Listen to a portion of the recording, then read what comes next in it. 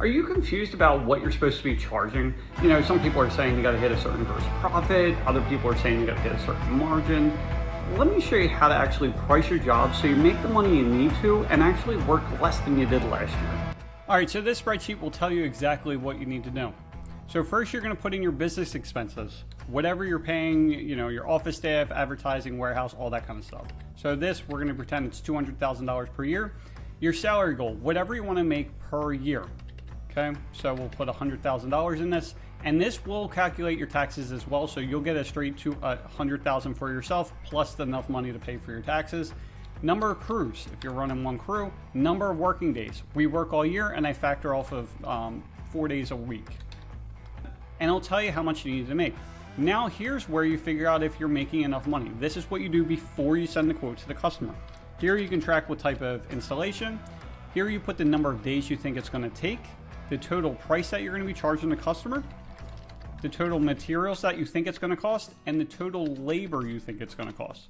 So before you even sent this, you needed to make, if you see here, $1,563. Well, you're only making $1,500, so that's not enough. So now you got to raise your prices. How much? Well, just keep on messing with it. Oh, there we go, $8,200. Now you're in the green, so you're good to go. You can send that quote.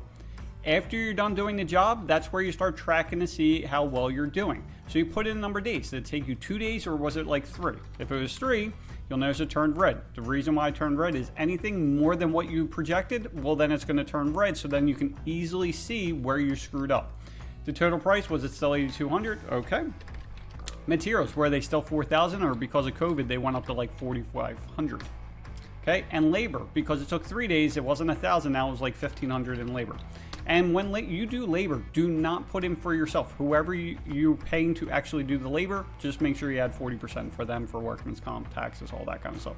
So now you can clearly see where you're screwing up. So now when you start projecting jobs, maybe you're not good at projecting how many days. So maybe you need to start doing, put in 3 days instead. So you just adjust that. Okay.